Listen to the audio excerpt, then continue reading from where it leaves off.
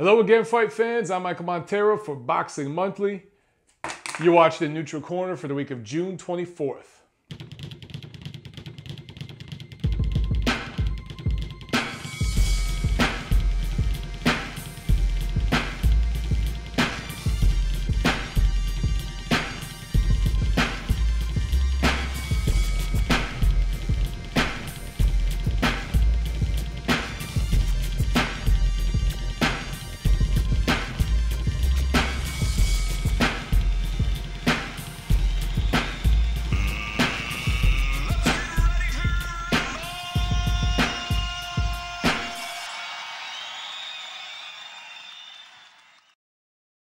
Real quick, want to give another shout out to all of our Patreon pledges, all you guys who have donated and became a part of the team here and helped promote the channel. Thank you so much. We just put out a video, just a special shout out. Thank you to everyone who's pledged so far. And since that time, we've also had another Patreon supporter come aboard, Anbu, A-N-B-U. Thank you so much for your contribution. Guys, go to patreon.com/MonteroOnBoxing. Whatever, even if it's $1 a month, whatever you could pledge toward the channel, it all goes to help us make this thing bigger and better. But enough with that, let's get into some news and notes. Okay, so the big deal this week, we don't have 100% of the details yet, but more has come out about this big Top Rank deal. And it's going to basically be a partnership with ESPN and perhaps ABC as well. Disney is the parent company of both of those networks. And you guys know that ESPN has a million different platforms and ABC has several as well. So Disney's huge. For Top Rank to be making a deal with them, that's really big. One thing I've noticed with ESPN, and this is something that's been brought to my attention by a lot of industry insiders, I mean, you guys have seen in the last couple of years, their subscribership has really dipped. And they're slowly, it seems like they're laying a lot of people off, right? They've laid off hundreds of people in the past year or so, but they're kind of coming to the end of a few big contracts with some of the bigger sports. And they seem to almost be phasing out of those sports and buying back into cheaper sports, which is kind of how the network came up when it started during the first decade or so. You know, you go back to the 80s and 90s, it had more of the cheaper, more fringe sports. And then when they expanded and made a bunch of different platforms, there's ESPN 2, 3, ESPN Deportes, all this stuff, you know, they got to fill all that airtime up. And a lot of it was with these big, massive contracts, right? With these big entities like the NFL and stuff like that. Well, that's really expensive. And with the cord cutting culture and people just canceling ESPN, they've had to lay people off. And I just think that they're really looks like they're buying back into boxing in a big way. And one thing with this deal, with the Top Rank deal, ESPN, we do know that ESPN will have approval over matches. That's something they didn't have with the PBC. You guys think back to, you know, there was Friday Night Fights, right? And then Premier Boxing Champions bought in. That was a time buy. So basically Al Heyman and the people at PBC said, look, we're buying this slot of time on ESPN. Here's the fights we're putting on. ESPN didn't really have any say. They kind of just took the money and went with it. But it wasn't a very good business deal for them. And there weren't very good ratings. The promotion was poor. Didn't really benefit them. They made some money off of it, but they probably could have made better money putting other things in those time slots. Well, with this deal, one distinction you guys should know is ESPN/Disney, again, that's the parent company, they're putting up the money to put these fights on. So this is basically a partnership between Top Rank and ESPN. So, and it's all going to kick off, I haven't even talked about the fights coming up. It's all going to kick off with the Manny Pacquiao-Jeff Horn fight that will be July 1st here in the USA. It'll be July 2nd over in Australia. Now, they're saying that HBO offered a big license fee. I don't have the number, but you can imagine it was in the 7 figures, and Top Rank turned it down. So it's really unclear if Top Rank's going to continue to do business with HBO or if they're going to go all in with this ESPN thing. There's also it's not a done deal yet, but it's pretty close. The rematch between Vasily Lomachenko and Orlando Salido is slated for August 5th. And then they're talking about Terrence Crawford, Julius Ndongo, late August. Possibly it gets bumped to the first weekend in September. Guys, those 3 fight cards back to back to back, if they're all on regular ESPN, that's huge, man. Manny Pacquiao, Vasily Lomachenko, and Terrence Crawford on network television on ESPN. These are guys that have been fighting exclusively on HBO, if not HBO pay-per-view, for years. Some of them, you know, their whole career. You think, you know, Vasily Lomachenko, Terrence Crawford, those guys to be on ESPN now in major title fights, that's a huge deal, man. So that's a great start. Some of you have asked, how is this going to affect the deal that ESPN has with Golden Boy Promotions? It won't. And as a matter of fact, Golden Boy and Top Rank are copacetic. So I think you're going to see some cross promotion happening where you might see some Top Rank and Golden Boy guys fighting each other on one or the other of these platforms.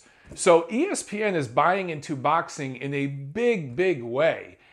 They're out of the PBC business for right now, but they didn't rule out possibly doing a deal with Al Heyman again. But again, with this Golden Boy Promotions thing and this Top Rank Promotions thing, ESPN's a partner and they're putting up money to feature these fights. So they also have say over the matchups to a degree. I think more so with the Top Rank deal, but all of this is a good sign. Now, one thing I haven't said, they're talking about doing 7 shows this year to finish out the year, starting with that Pacquiao fight, and then 18 more next year. They're also talking about Top Rank, and this is the part that we just don't know 100% about yet. I think they're still finalizing things. Top Rank is going to have their own digital network with a library of fights. They have a library of fights that goes back decades, right? Back to Ali and all those classic fights. But ESPN's also going to donate their library of fights into this database, if you will. So people that buy into this digital network, and I do think there will be a phone app component to it, you're going to pay a monthly fee for whatever service this is, whether it's, I don't know if I would call it a streaming service, or maybe you go to a site, and I guess technically that would be streaming. They're talking about doing some live fights on that platform, but a lot of that is going to be, I think, shows and just a library of fights. And again, I love that ESPN, since they're a partner in this deal, they're going to add their library of fights as well. So it's not just going to be Top Rank fights. It's going to be the stuff you see on ESPN Classic a lot of times, right? That stuff's going to be available on this platform as well. So whatever that monthly fee is, you're going to get access to any damn Top Rank fight you want and a lot of the stuff you've seen on ESPN over the years. So the only thing where I think with the ESPN library, there may be certain fights where they don't have the rights to show them. You know, it has to be kind of an open fight, if you will, where ESPN would have the rights to show it, to, you know, put it on this platform. But man, that's a big deal. That's a really, really big deal. Now, we have to wait and see. Top Rank has to do this thing right. They have to make good matchups. But the first 3 cards are pretty damn legit. You guys know what I think about the Pacquiao-Horn fight. I don't think that's a great matchup, obviously, but it's a big event. It's over in Australia. They're going to do over 50,000 people. It's going to be a raucous atmosphere. And that fight will be on early in the morning here in the United States. So you're basically going to be waking up on the weekend, drinking your coffee, and there's going to be Manny Pacquiao in front of 55,000 Australian fans fighting live. That's pretty damn cool. Something like that, that's kind of old school when you used to have Ali and guys like that fighting, doing a world tour, and there would be fights on here Sunday morning on live television. That's really kind of an old school thing, man. But then after that, Vasily Lomachenko, Orlando Salido, and then Terrence Crawford, a budding pound-for-pound star, going to try to unify the entire junior welterweight division against Julius Ndongo. For those first 3 cards, that's a hell of a kickoff, man. So more to come with this, but it's hard not to be excited.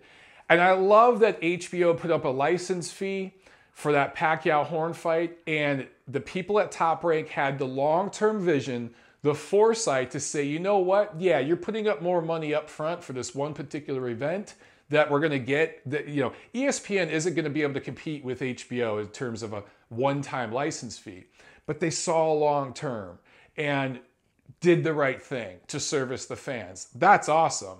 And with HBO, now there's millions of dollars that they were going to maybe put up for this fight and for other fights, for Vasily Lomachenko, for Terrence Crawford. Those were fights HBO is going to bid on. Now that money's freed up. So does that take a future bout later this year that was maybe going to be on pay-per-view and bring that to regular HBO? It's a possibility. Let's see what Peter Nelson does with this extra money and if he brings more fights to the network. All of it sounds like it's good for boxing fans, particularly American boxing fans who, you know, we just don't get the fights on regular TV here often enough that you guys over in the UK and other parts of the world get. So this is a big, big deal. More to come. Enough with that. Let's review what happened in the ring last week around the world. Over in Germany, Tyron Zuji, I still can't say his name. Who cares? He scores a unanimous decision over Paul Smith. He dropped Paul Smith in the 12th round. All three judges had it 119-108, which by all accounts was the right score. And he wins this WBA super middleweight regular title. Does anyone really care? Is anything going to come from this title? Is it going to be unified with anything? No. So that's all I have to say about that fight. Now, let's talk about the big fight card here in Las Vegas. At Mandalay Bay, it was the Ward-Kovalev rematch put on by Rock Nation Promotions, Rock Nation Sports, I should say. I did a immediate reaction video Saturday night. By the time that was posted, it was basically Sunday morning for most of you. So maybe you didn't catch that right away. If you haven't seen it, watch it. I just posted another more in-depth session where I talked about the main event at length and talked about some of the things I've seen in the fallout in the last 48 hours. Guys, with Andre Ward and Sergey Kovalev, they're just two very polarizing figures. And no matter when they win or how they win, there's always some sort of controversy around it.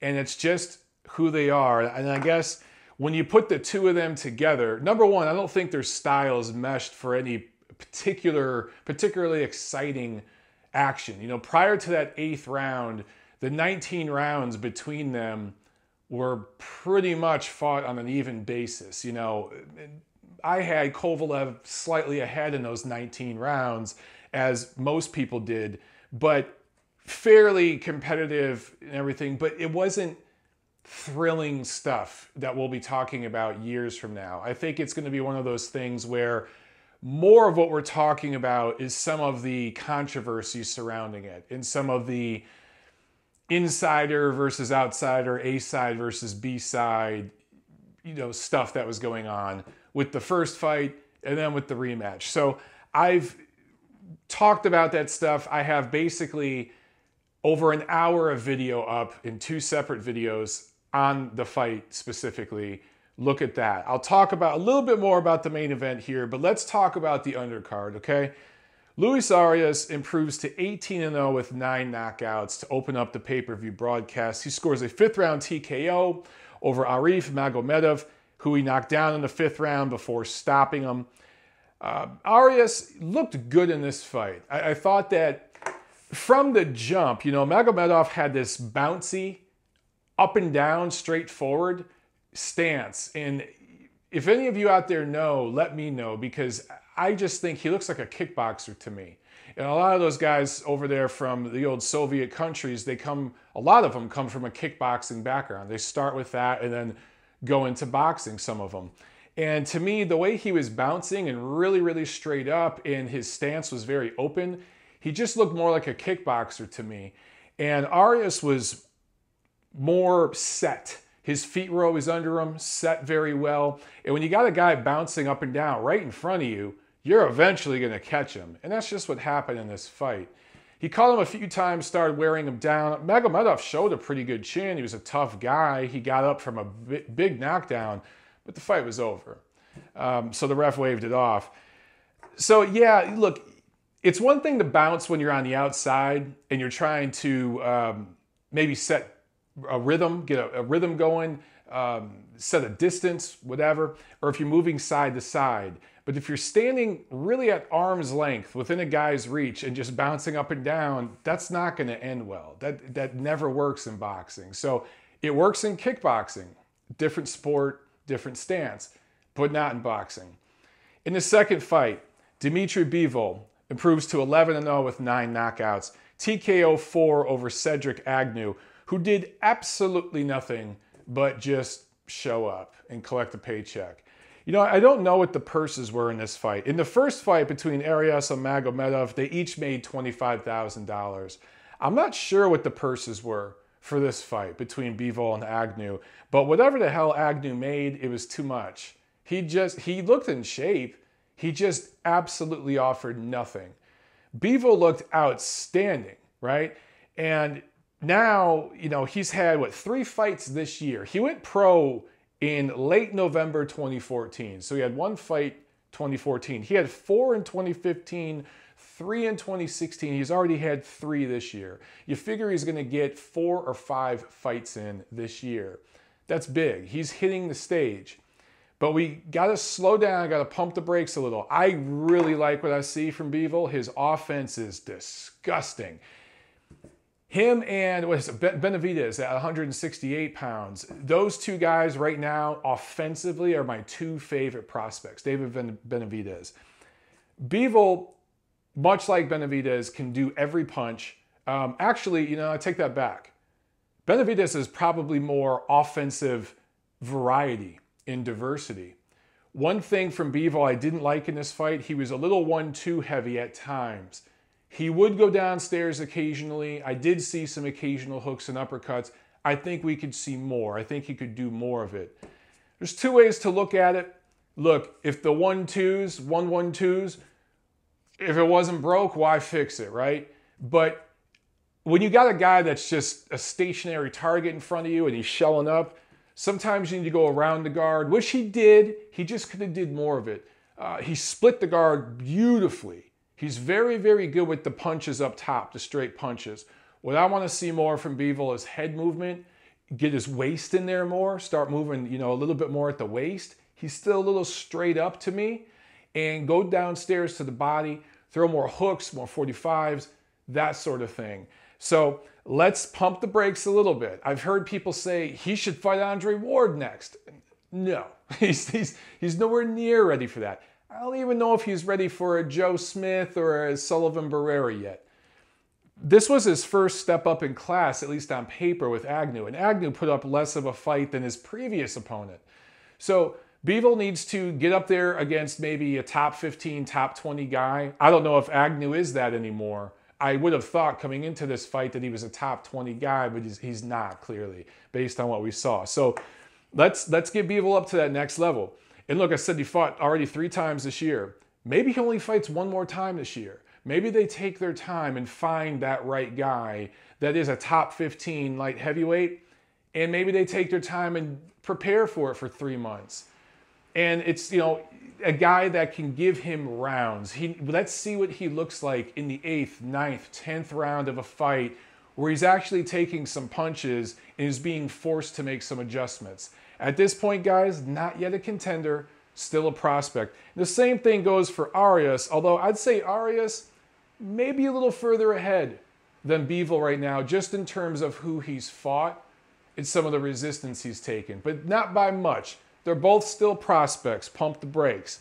Now, in the co-main, Guillermo Rigondeaux scores a KO1 over Moises Flores to improve to 18-0, 12 knockouts.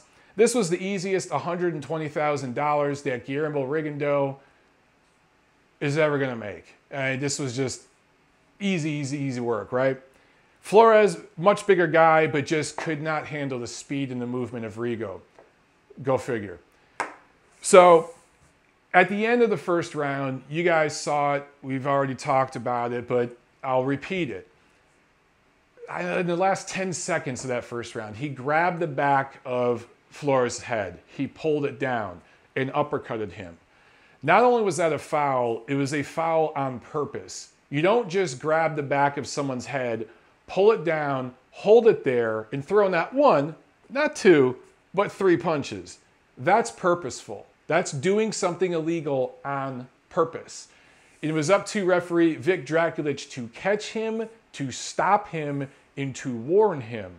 Things happen fast in a boxing ring, and it's one thing to miss one foul. But when you miss the second foul, and especially when you miss the third foul, you are not doing your fucking job as an official.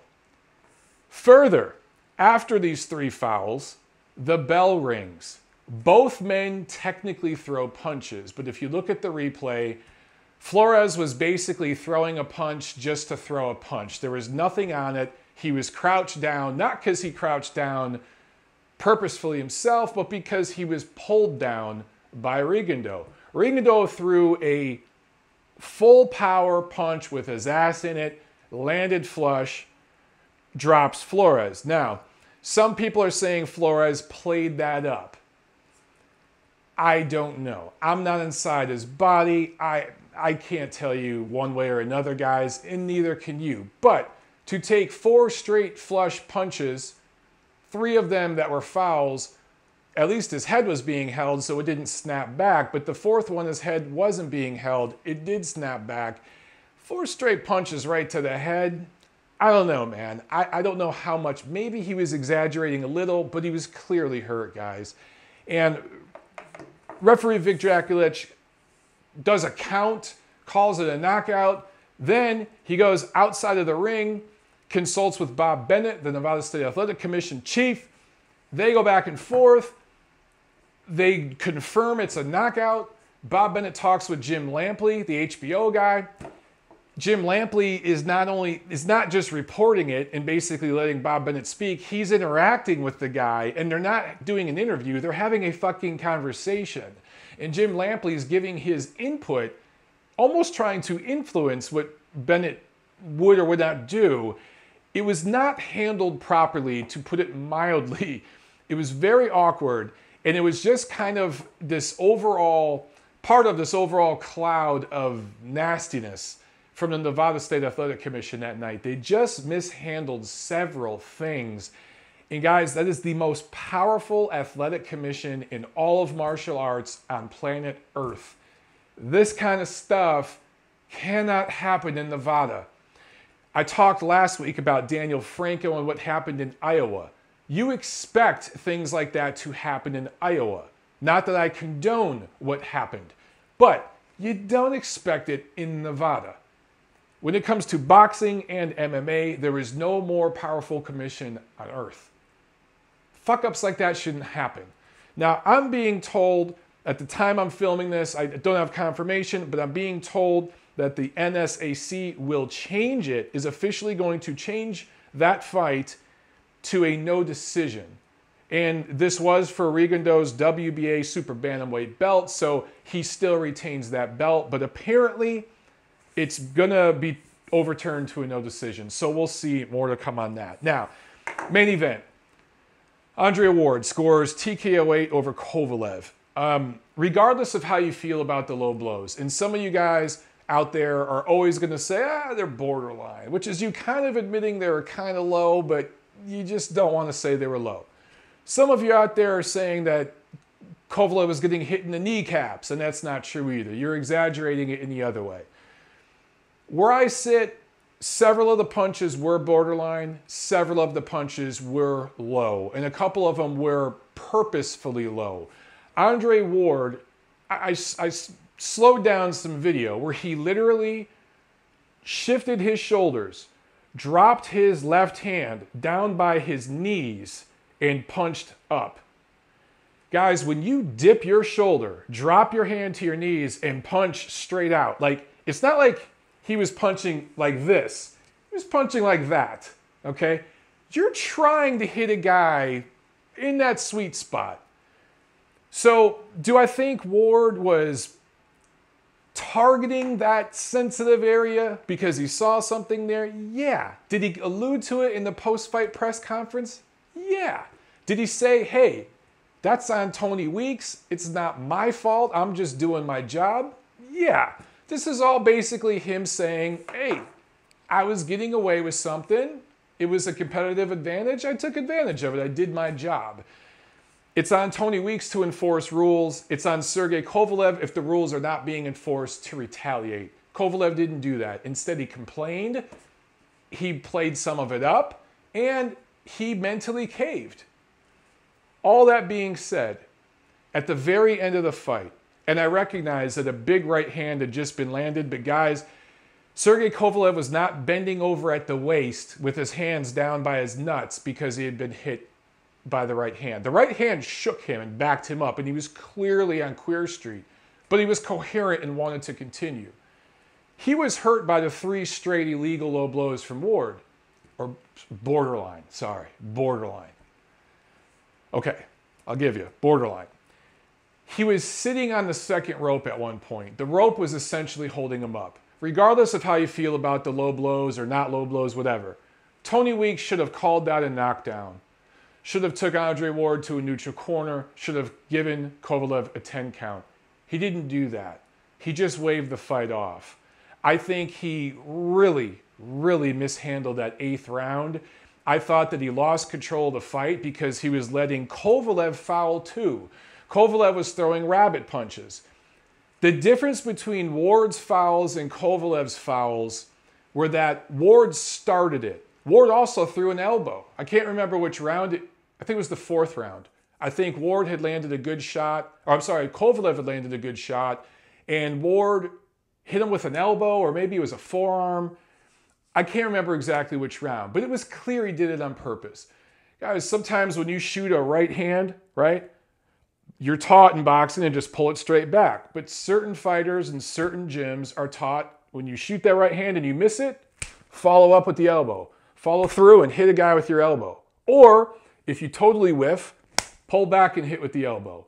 And Ward's a master at that. He's not the only one, but certain kids in certain neighborhoods in America and certain gyms are taught to do that. So there was a couple of things Ward was doing to make it nasty. Kovalev was retaliating. Weeks was letting all of it go. I thought Weeks kind of lost control of the fight. The real tragedy is Weeks, by having this premature stoppage and by not handling some of the fouling and getting control of that, he ultimately probably robbed Andre Ward of a definitive, decisive, highlight reel type of stoppage that would have been a defining mark of his career. That would have been clean and without controversy. So all the Andre Ward fans defending the stoppage, I don't quite understand that, because it was your guy who ultimately got robbed of a signature moment. That's the part I don't understand. But either way it goes in the books, Ward collects his $6.5 million.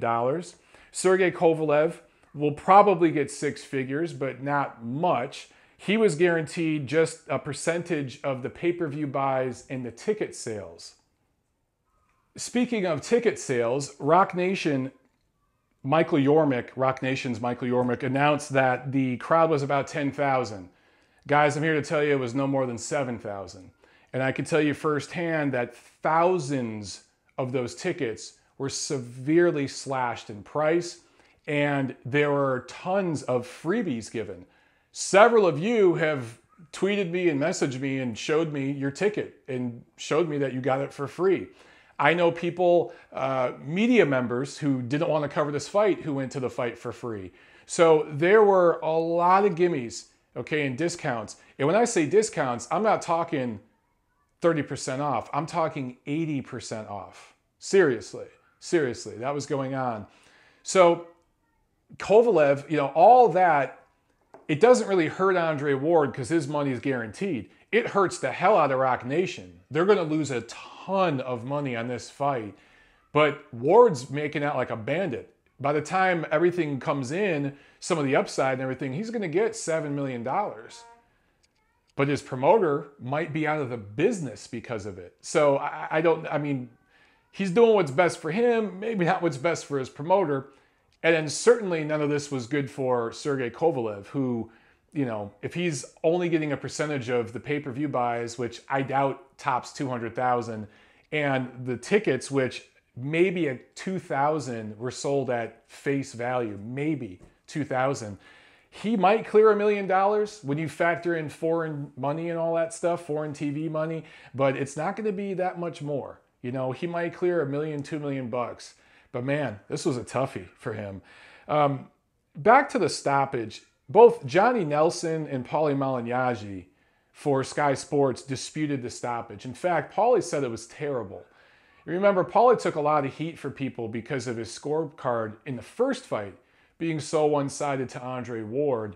So for him, a guy who clearly favors Andre Ward in his style, to say that the stoppage was premature, just bullshit, just shows you how bullshit the stoppage was. And for some of you out there gloating and acting like this was some clear-cut, clean victory, like, I understand. You're a fan of a particular fighter and they got the W. It doesn't really matter how they got it. You see it as, my boy will do whatever it takes to win. And I respect him for that. Just try to put the shoe on the other foot and try to think about if something like this had happened to your fighter, would you feel the same way? And remember that, because this is boxing, and at some point, something like this will happen to a fighter that you're a fan of. And you're going to have to remember this moment, right? And it's the same thing with the Kovalev people that are bitching and complaining about all the fuckery going on with the commission officials that day, including the referees. I get it. You have a legitimate gripe. But just remember, the next time that kind of stuff benefits a fighter you're a fan of, try not to gloat too damn much. Try to remember how this feels. Both of you guys, try to be a little more moderate and objective and take in all the information, all the facts, all the points of view before you just shout out your bullshit. So, speaking of bullshit, I told you guys for weeks how the judges were going to score this fight. I told you for weeks.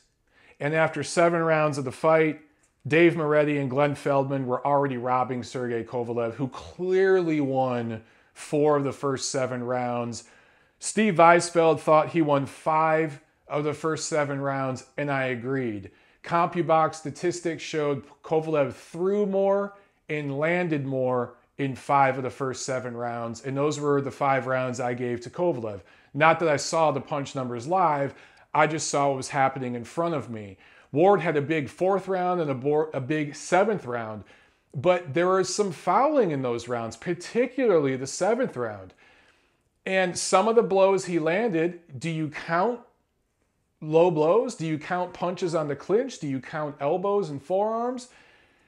You say the same thing with Kovalev. You're not supposed to count rabbit punches. And for the record, I didn't count any of that shit from either fighter.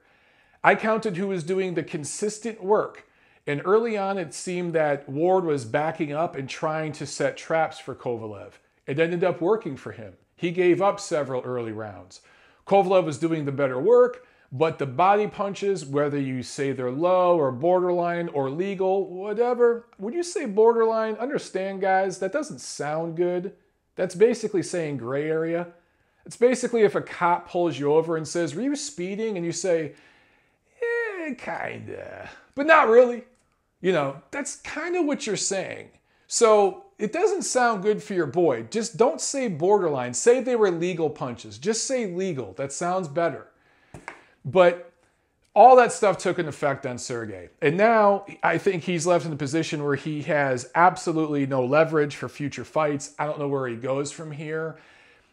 The way he mentally kind of gave in and caved and was looking to the ref for help, and when he wasn't getting the help, didn't take matters into his own hands and retaliate with his own low blows, that kills that crusher image. That kills that aura of invincibility this guy had. The way he was rocked by that right hand from Andre Ward, that shows he can be hurt. And so where does he go from here? I do know this. He needs a new trainer. And not putting anything on John David Jackson. Look, he trains Dimitri Bivol, who looked outstanding. But there's just not enough variety in Kovalev's offense. I didn't see a plan B. I didn't see a preparation for Ward's dirty tactics, which they had to expect. I didn't see any improvement in Sergey Kovalev's inside game. I'm not saying any of that's on John David Jackson specifically. Sergey Kovalev is a lone wolf and doesn't like taking people's advice. He likes to do things his own way. He's going to have to change that. But it's clear that there's just a disconnect between these two. And Sergey needs to get with a trainer that can teach him some of the American, quote-unquote, veteran tricks on the inside. Is Sergey going to get away with that stuff the way Andre Ward does? Hey, we'll see. If and when that time comes, we'll talk about it, and I'll address the double standards. You guys know I ain't afraid to talk about that stuff. But for right now, he's got to make a major change in his conditioning, the way he handles himself between fights, the lifestyle outside of the ring, trainer, all of it. So Sergey Kovalev, I'm not sure where he goes from here. He might be done at the highest level in boxing. Andre Ward, maybe he goes up to cruiserweight. I said this in the rant video I posted today, the second rant video I did on this event. If Andre Ward were to move up to cruiserweight and legitimately win titles and beat the best cruiserweights and become the cruiserweight champion, that's taking a guy who right now would qualify for the Hall of Fame, in my opinion, and that takes him to all-time great level talk. Do I think he's going to do that? Fuck no. I think the best thing Ward should do right now is try to get a fight with Adonis Stevenson. And if he travels to Montreal, because that's the only place it actually does big numbers and big business, and fights him there and beats him, I'll give him full credit. Right now, he's pound for pound #1 by default, but there's a lot of fighters nipping at his heels, and he's going to have to do something big in the next year to maintain that spot. But that's enough, guys, with the review. I've talked about that whole event ad nauseum. Comment below, let me know what you guys think. If you've watched my other rant videos and this one, what am I missing? I tried to leave no stone unturned. I tried to be as unbiased and objective as I can be and give every point of view possible. Am I missing something? Please let me know. Other than that, let's preview what's coming up this week. Okay, so real quick, not a whole lot going on. Tuesday, June 20th, there's a PBC on Fox Sports 1 card, and that's headlined by 16-0 welterweight prospect Eddie Ramirez in a 10-round fight. Then on Saturday, there is one televised card here in the United States, a CBS Sports Net card from Louisville, Kentucky, the hotbed of boxing, headlined by a 10-round heavyweight main event. So, hey, boxing on Saturday night, CBS Sports Net, pretty cool. Then we've got in Philadelphia, untelevised card, Kermit Cintron's fighting. I just saw that in the schedule and shook my head like, what? But that's not even the worst one. Over in Poland, Tomasz Adamek is fighting. This guy has lost 3 of his last 4 fights. Should have retired years ago. I just don't know if it's going to end well for this guy fighting over in Poland. Also, Krzysztof Glowacki is fighting on that card as well. So that's a fun card over there for Polish fight fans. I'm sure you guys will enjoy that one. That's it for this week, guys. Not a whole lot going on. Next week, although we're going to get Pacquiao Horn. So what am I saying? We've got plenty to talk about next week. I'm tired, as you can see. So anyway, like, comment, share, subscribe. Thank you guys, as always, for your support, and I'll see you at the fights.